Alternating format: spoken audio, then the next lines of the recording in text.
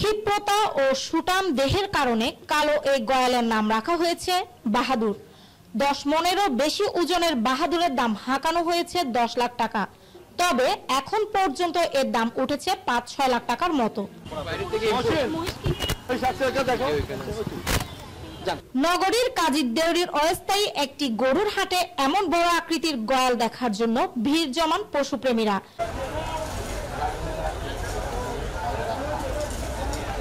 খামারির দাবি, ছোট থেকে লালন পালন করা গয়ালটি কোরবানিকে সামনে রেখে হাটে উঠানো হয়েছে। এটা হচ্ছে আমাদের বনগরু, যেটাকে বলে আমরা গয়াল। এটা হচ্ছে আমাদের খামারের, ওর জন্ম হচ্ছে আমাদের খামারের। আমরা বড় করেছি আজকে অনেক বছর, প্রায় 7-8 বছর থেকে আমরা ওনাকে লালন পালন করে আসছি।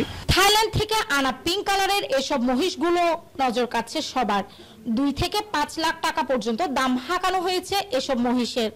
বিভিন্ন কালারের এসব মহিষ ছাড়াও লাল কালো রঙের গরুও অনেকের পছন্দের তালিকায়। তবে গরুর দাম নিয়ে অসন্তোষ প্রকাশ করেন ক্রেতারা। খুব সুন্দর লাগছে, আর বিশেষ করে আকর্ষণ হচ্ছে আপনার পিঙ্ক কালার মোষ, এখানে প্রথমবারের মতো দেখলাম। কিন্তু এখন তো দাম বেশি বলতেছে, হয়তো সামনে আরো 2-1 দিন পরে দাম কমতে পারে।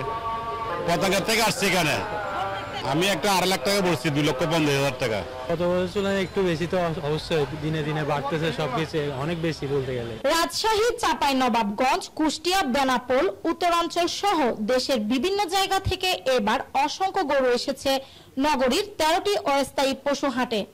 তবে মাঝারি সাইজের গরুই পছন্দের শীর্ষে সবার। আমি আসছি এখানে পরিস্থিতি থেকে, আমরা এবার আনছি 16টা গরু। আমরা কুষ্টিয়া 12টা।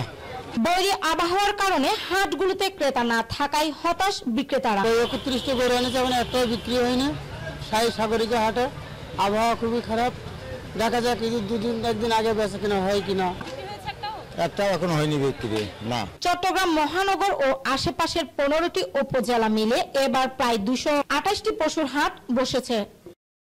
শামীমা আফরিন, দৈনিক অর্থনীতি।